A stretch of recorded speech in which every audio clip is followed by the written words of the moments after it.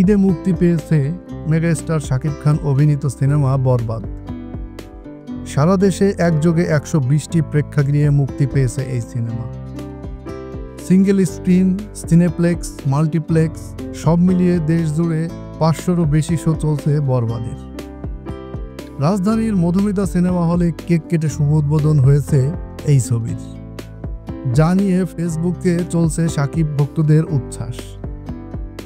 প্রতিটি প্রেক্ষাগৃহেই শাকিব ভক্তদের উপচে পড়া ভিড়, আর মুক্তির প্রথম দিনেই প্রশংসায় ভাসছে বরবাদ সিনেমাটি। বসুন্ধরা সিটির সিনে কমপ্লেক্সে ছবিটি দেখে বাঁধভাঙ্গা উল্লাস প্রকাশ করেছে শাকিব ভক্তরা।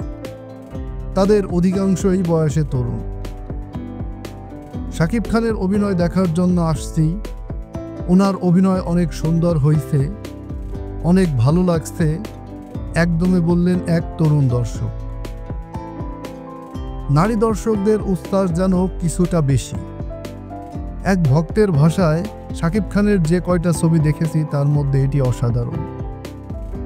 এই মুভিতে শাকিব খান করেছে ভয়ঙ্কর অভিনয়, আমি তো কাঁপছিলাম মুভিটা দেখে। আরেক যুবকও পিছিয়ে নেই প্রশংসায়। তিনি বলেন, ম্যাগি মশলার মতো পাঁচমিশালি মুভি বরবাদ। অ্যাকশন, ইমোশন, এরকম মুভি দেশের ইন্ডাস্ট্রিতে আগে কখনো হয়নি, সামনে আরও হবে। আমাদের এক্সপেকটেশন অনেক। কলকাতা ইন্ডাস্ট্রিতেও এরকম মুভি হয় নাই। আরেক নারী দর্শক এক কথায় বলেন, বলার ভাষা নাই, অনেক ভালো হয়েছে। বলা ভালো, বরবাদ পরিচালনা করেছেন মেহেদী হাসান হৃদয়।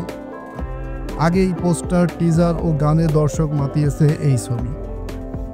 এতে শাকিব খানের বিপরীতে অভিনয় করেছে কলকাতার অভিনেত্রী ইধিকা পাল।